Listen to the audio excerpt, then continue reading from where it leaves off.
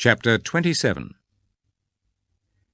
When it was decided that we should sail to Italy, they handed Paul and some other prisoners over to Julius, an officer in the Roman regiment called the Emperor's Regiment.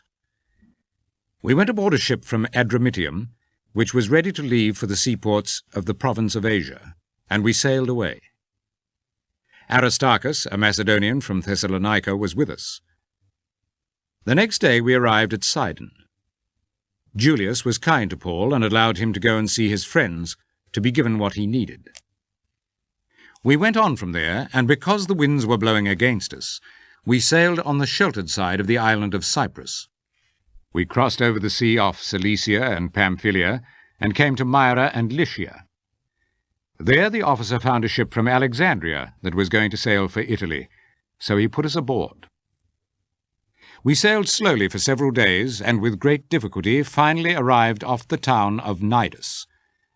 The wind would not let us go any further in that direction, so we sailed down the sheltered side of the island of Crete, passing by Cape Salmone. We kept close to the coast, and with great difficulty came to a place called Safe Harbours, not far from the town of Lasea. We spent a long time there, until it became dangerous to continue the voyage, for by now the Day of Atonement was already past. So Paul gave them this advice: "Men, I see that our voyage from here on will be dangerous. There will be great damage to the cargo and to the ship, and loss of life as well." But the army officer was convinced by what the captain and the owner of the ship said, and not by what Paul said. The harbour was not a good one to spend the winter in, so most of the men were in favour of putting out to sea and trying to reach Phoenix, if possible, in order to spend the winter there. Phoenix is a harbour in Crete that faces southwest and northwest. A soft wind from the south began to blow, and the men thought that they could carry out their plan. So they pulled up the anchor and sailed as close as possible along the coast of Crete.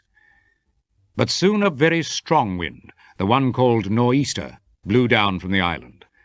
It hit the ship, and since it was impossible to keep the ship headed into the wind, we gave up trying and let it be carried along by the wind. We got some shelter when we passed to the south of the little island of Corda. There, with some difficulty, we managed to make the ship's boat secure. They pulled it aboard and then fastened some ropes tight round the ship. They were afraid that they might run into the sandbanks off the coast of Libya, so they lowered the sail and let the ship be carried by the wind. The violent storm continued. So on the next day they began to throw some of the ship's cargo overboard, and on the following day they threw part of the ship's equipment overboard. For many days we could not see the sun or the stars, and the wind kept on blowing very hard. We finally gave up all hope of being saved. After the men had gone a long time without food, Paul stood before them and said, "Men, you should have listened to me and not have sailed from Crete. Then we would have avoided all this damage and loss. But now I beg you, take heart. Not one of you will lose his life. Only the ship will be lost. For last night an angel of the God to whom I belong and whom I worship came to me and said, 'Don't be afraid, Paul. You must stand before the emperor.' And God, in his goodness to you, has spared the lives of all those who are sailing with you. So take heart, men, for I trust in God that it will be just as I was told. But we will be driven ashore on some island." It was the 14th night, and we were being driven about in the Mediterranean by the storm. About midnight, the sailors suspected that we were getting close to land, so they dropped a line with a weight tied to it, and found that the water was 40 meters deep.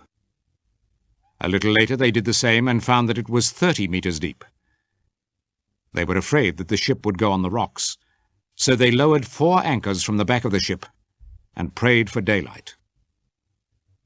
Then the sailors tried to escape from the ship. They lowered the boat into the water and pretended that they were going to put out some anchors from the front of the ship. But Paul said to the army officer and soldiers, "If the sailors don't stay on board, you have no hope of being saved." So the soldiers cut the ropes that held the boat and let it go. Just before dawn, Paul begged them all to eat some food. "You have been waiting for 14 days now, and all this time you have not eaten anything. I beg you then, eat some food. You need it in order to survive. Not even a hair of your heads will be lost." After saying this, Paul took some bread, gave thanks to God before them all, broke it, and began to eat. They took heart, and every one of them also ate some food. There was a total of 276 of us on board. After everyone had eaten enough, they lightened the ship by throwing all the wheat into the sea. When day came, the sailors did not recognize the coast, but they noticed a bay with a beach, and decided that if possible they would run the ship aground there. So they cut off the anchors and let them sink in the sea, and at the same time they untied the ropes that held the steering oars. Then they raised the sail at the front of the ship so that the wind would blow the ship forward, and we headed for shore. But the ship hit a sandbank and went aground. The front part of the ship got stuck and could not move, while the back part was being broken to pieces by the violence of the waves. The soldiers made a plan to kill all the prisoners in order to keep them from swimming ashore and escaping. But the army officer wanted to save Paul, so he stopped them from doing this. Instead, he ordered all the men who could swim to jump overboard first and swim ashore. The rest were to follow, holding on to the planks or to some broken pieces of the ship. And this was how we all got safely ashore.